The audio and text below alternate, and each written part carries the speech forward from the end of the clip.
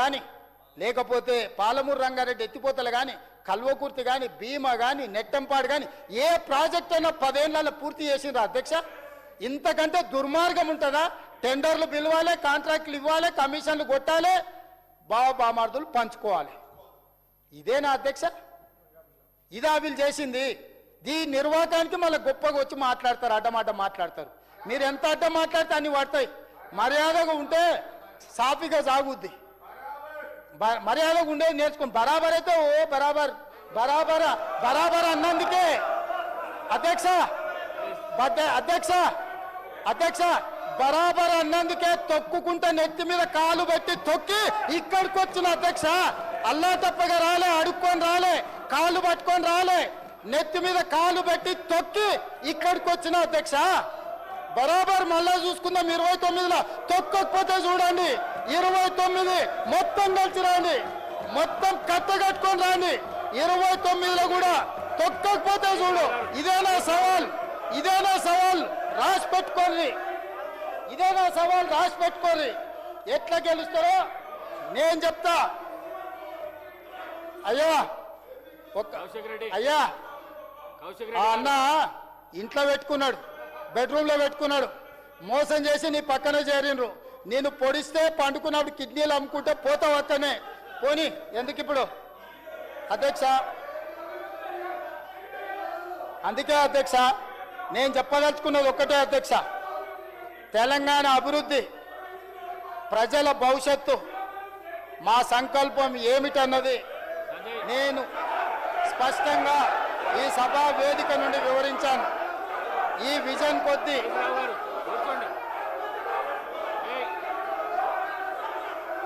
కూర్చోండి. హరీష్ రావు గారు కూర్చోండి. కౌశిక్ రెడ్డి గారు. ఏందులే అధ్యక్ష అధ్యక్ష తెలంగాణ అభివృద్ధి, ప్రజల భవిష్యత్తు పట్ల మా సంకల్పం ఏమిటన్నది నేను స్పష్టంగా ఈ సభా వేదిక నుండి వివరించాను. ఈ విజన్ కొద్ది మందికి పాయిజన్గా మారి బాధ పెట్టవచ్చు. వాళ్ళ మానసిక పరిస్థితిని మరింత విషపూరితం చేయొచ్చు. అధికారం పోయిందన్న బాధ, వారసత్వంగా వస్తుందనుకున్న ముఖ్యమంత్రి పదవి దక్కకపోవడం వల్ల కొద్ది మందికి ఈ విజన్ రుచించకపోవచ్చు. ప్రతిపక్షం అధికార పక్షాన్ని విమర్శించడం సహజం, కానీ వాళ్ళ విమర్శల పరిధి దాటి విషం కక్కుతున్నారు. తెలంగాణ ప్రజల కోసం వాళ్ళు కక్కే విషాన్ని నేను శివుడి లెక్క కంఠంలో దాచుకునే శక్తి నాకు, మా మంత్రివర్గ సహచరులకు ఉంది. కాబట్టే ఇబ్బంది ఏమీ లేదు. కుంగి కృషించి నశించే వారిని ఎవరు మాత్రం కాపాడగలరు? అటువంటి వారికి ఆరోగ్యశ్రీలో కూడా ఇప్పటికి వైద్యం లేదు. దాన్ని చేర్చి వాళ్ళకు ఆ వైద్యాన్ని అందించాల్సిందిగా వైద్య ఆరోగ్య శాఖ మంత్రి దామోదర్ రాజనరసింహ గారికి విజ్ఞప్తి చేస్తున్నా. అధ్యక్ష, గవర్నర్ ప్రసంగంపై ధన్యవాదాలు తెలిపే తీర్మానంపై నిన్న సిరిసిల్ల ఎమ్మెల్యే గారు మాట్లాడుతూ కొన్ని విమర్శలు చేశారు. వాటిని చూసిన తర్వాత నాకు ఒక విషయం అర్థమైంది. వారి తండ్రి గారు ఆయనకు మాటలు, మూటలు, మాయ మాటలు, ఈ 3 విషయాలనే తారక మంత్రంగా నేర్పినట్టు ఉన్నారు.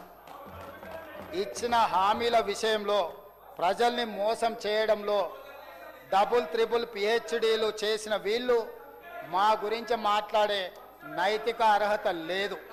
అధ్యక్ష, వెనకటికి ఒక ఆయన అప్పులు ఎందుకు మిగిలాయరా అంటే ఎగ్గొట్టడం చేతగాక మిగిలిపోయినాయని. వాళ్ళు ఎగ్గొట్టిన అప్పులను ఈరోజు కట్టడానికే ఈరోజు మా పరిస్థితి ఈ పరిస్థితికి వచ్చింది.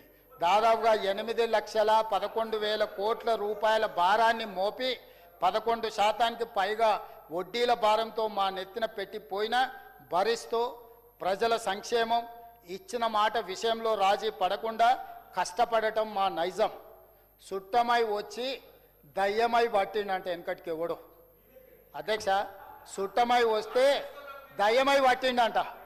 తెలంగాణ ఉద్యమం పేరుతో అధికారంలోకి వచ్చిన ప్రజలను ఘోరంగా వంచిన వీళ్ళు మాకొచ్చి నీతులు చెప్తున్నారు. అధ్యక్ష, పాలకుండ దగ్గర అధ్యక్ష వెనకటికి ఎవరో అంట పాలకుండ దగ్గర దొంగ పిల్లిని కాపలా పెట్టారట.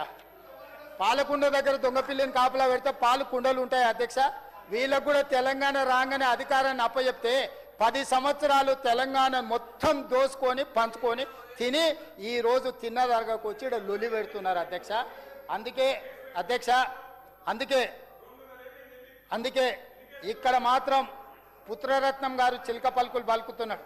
6 గ్యారంటీలలో ఒక్కటి తప్ప మేము అన్నీ అమలు చేస్తున్నాం. ఏ ప్రభుత్వానికైనా ప్రాధాన్యతలు ఉంటాయి.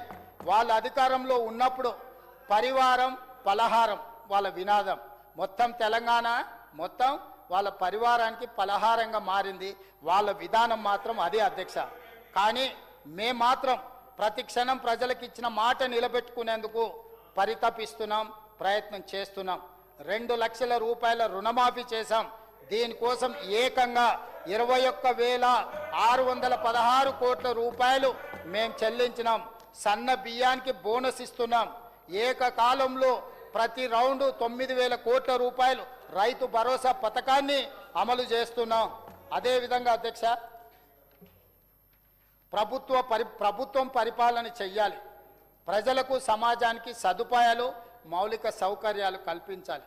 అంతేకాని ప్రజల వ్యక్తిగత జీవితాల్లోకి తొంగి చూడడం, ఎవరేం మాట్లాడుకుంటున్నారో దొంగచాటుగా వినడం చేయకూడదు. అటువంటి ప్రభుత్వాది నేతలు చరిత్రహీనులుగా మిగిలిపోతారు. ఇది మన కళ్ళ ముందే మనమే చూసిన సత్యం. సొంత ఇంటి ఆడబిడ్డ కూడా నా ఫోన్లు దొంగచాటుగా ఇన్నరని